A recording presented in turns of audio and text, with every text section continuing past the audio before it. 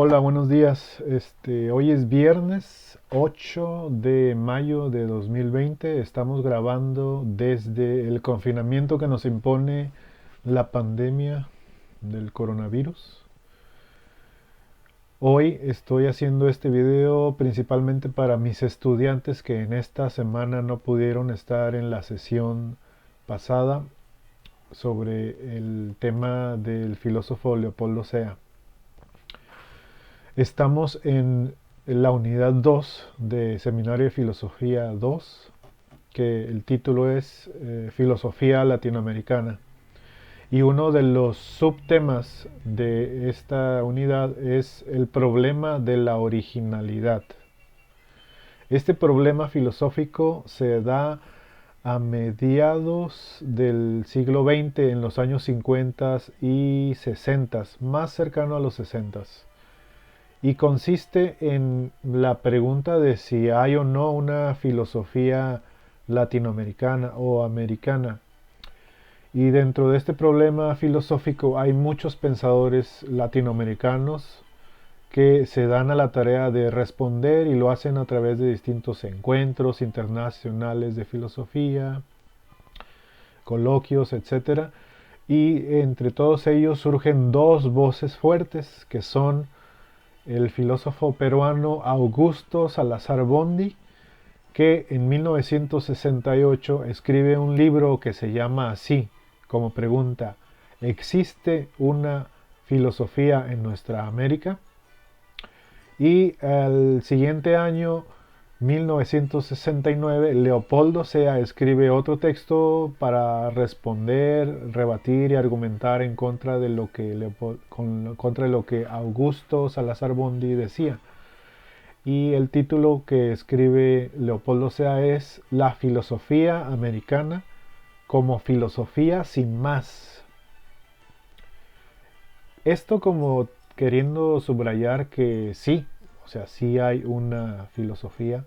Y el primer título de Augusto Salazar Bondy, al hacer una pregunta, pues ya vamos o menos inferimos un poco por dónde va su postura, que es la que voy a comentar aquí brevemente. Augusto Salazar Bondy en su texto dice que no hay autenticidad en el pensamiento americano, y uno de sus argumentos es que la raíz de esta inautenticidad es nuestra propia condición de países dominados, en primer lugar, colonias de Europa, y subdesarrollados por los siglos subsecuentes. A este todo entramado, que le dedica muchas páginas de su libro, él lo llama con el concepto de cultura defectiva, refiriéndose a que pues es una cultura que tiene ese defecto, los países latinoamericanos, es decir, ser alienados, ser dominados y ser subdesarrollados. Y según él, desde su perspectiva, esto condiciona que en el año o para los años que él está escribiendo este texto, que es 1968, no exista una filosofía o un pensamiento auténtico y original de América Latina. Lo que dice más bien es que lo que se ha hecho es copiar tal cual lo que se da desde Europa.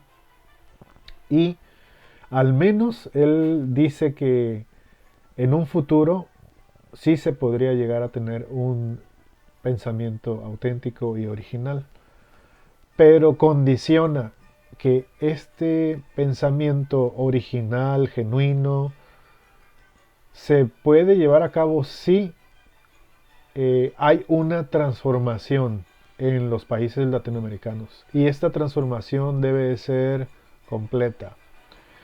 Tiene que anular el trasfondo de dominación y de subdesarrollo. Y una vez que se lleve a cabo esta revolución, que no va a ser una, sino que va a ser distinta en cada país de Latinoamérica, una vez que todo esto se logre, se podría tener entonces un pensamiento genuino y original en América Latina. Lo estoy diciendo muy breve, pero pues dedica todo un libro para explicar sus argumentos y da ejemplos, etc. Por otro lado está Leopoldo Sea, que él piensa muy distinto a él. Él dice que sí hay un pensamiento original en nuestra América, en América Latina. Y uno de los principales o de los primeros argumentos es que aunque pensemos desde un inicio conociendo a los griegos, luego los europeos, todo esto nos hace ya como tener un aparato crítico. Y el mero hecho ya de filosofar es tener un pensamiento auténtico y original. Lo que está rebatiendo es que Augusto Salazar Bondi dice que lo que hacemos es copiar la forma de hacer filosofía y los temas de la filosofía. Y aquí es donde Leopoldo Sea resalta la diferencia. Dice, sí, hemos aprendido a filosofar bajo la sombra de Europa, principalmente, y se ha adquirido ese aparato crítico, esa disciplina filosófica, científica, porque llegamos tarde a la modernidad. Cuando Europa ya estaba en el siglo XVII, pues acá en América Latina estábamos apenas siendo colonizados por España y en algunos casos por Portugal o otros países europeos. Entonces la cultura que se formó en la colonia y después es basándonos en la modernidad, después el liberalismo, después el positivismo europeo y por último en una corriente analítica o neopositivismo que se conoce, que se da principalmente en los países del norte de Europa, Inglaterra y por extensión en Estados Unidos. Lo que dice Leopoldo Acea es que aunque leamos y hagamos o tomemos en algunos casos las corrientes o formas de hacer pensamiento venidas de Europa, el simple hecho de hacerlo desde un contexto distinto ya tiene su originalidad y su mérito. Dice que la tecnificación, la lógica, la ciencia que ha alcanzado grandes niveles, por ejemplo en Estados Unidos, eh, también se abrirían paso en nuestros países latinoamericanos, pero que tenemos una gran diferencia. Y aquí es donde yo les puse un ejemplo a mis alumnos en las clases de algo que ha sonado últimamente en la esfera pública, de que se menciona que hace 4 siglos en la ciudad de Nueva York pues no había todos esos edificios y lo que se hacía era cazar bisontes o búfalos. En ese mismo tiempo, hace 4 siglos, en la Ciudad de México ya había universidades. Y no solo en la Ciudad de México, también en otras ciudades de Sudamérica, por ejemplo en Lima y otros países ya había universidades cuando en la gran manzana, en la urbe, en la ciudad emblemática del país más poderoso del mundo, pues todavía estaban cazando cuando acá ya había estudios universitarios. Entonces, ahí es cuando traigo a colación la propuesta o la referencia que hace Leopoldo Sea a que en eso vamos a ser diferentes.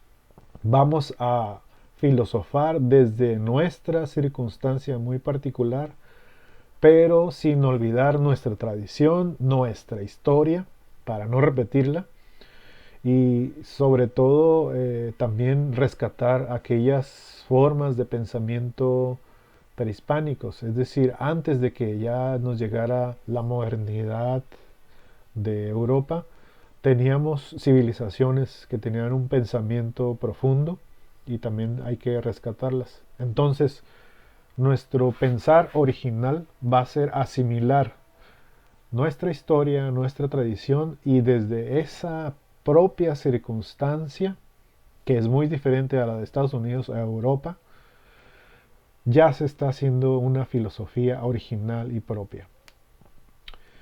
Y ante la condición que ponía Augusto Salazar Bondi de que se debería de lograr una transformación, salir del subdesarrollo para solo así llevar a cabo un pensamiento propio, eso también lo rebate Leopoldo Sea. Dice que no es necesario que se llegue a tener un desarrollo para tener un pensamiento auténtico y original, sino que debemos de aceptar nuestra condición particular, que en algunos casos se quiere llamar de dependencia o de subdesarrollo, pero una vez conociendo muy bien en particular toda esta circunstancia, todo este contexto propio, desde ahí tendríamos que transformar la realidad, es decir, dar respuesta y solución a nuestros problemas propios. Y cuando esto se logra y se hace desde el punto de vista de la filosofía, con un aparato crítico, con una lógica, sea o no asumiendo las posturas clásicas europeas, esto ya nos hace originales. Y tan profunda sea nuestra forma de dar respuesta a los problemas profundamente humanos, de esa forma vamos a llegar a una universalización de nuestro pensamiento. Una vez que se universalice, es decir, que nuestras respuestas planteadas o nuestras respuestas asumidas a los problemas contemporáneos lleguen a transformar nuestra realidad, esos mismos pensamientos van a servir para otros lugares, para otras latitudes y para otros momentos que también lleven a cabo un pensamiento que los dirija a transformar la realidad, que es la finalidad última de la filosofía. Pues hasta aquí he resumido lo que hicimos, muy resumido lo que hicimos en nuestra clase de esta semana, y luego les dimos las instrucciones de un texto que les subí de Leopoldo Sea. Los alumnos van a leer ese texto y hay un cuestionario, hay 6-7 preguntas que van a responder basadas en este texto y después esquematizarlo gráficamente.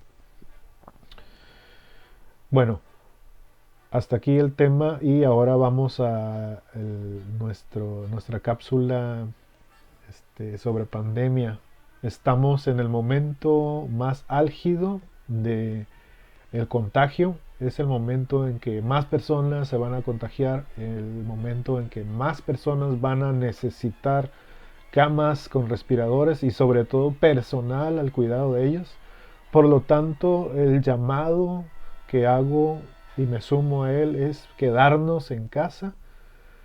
Esto puede realmente hacer mucha diferencia.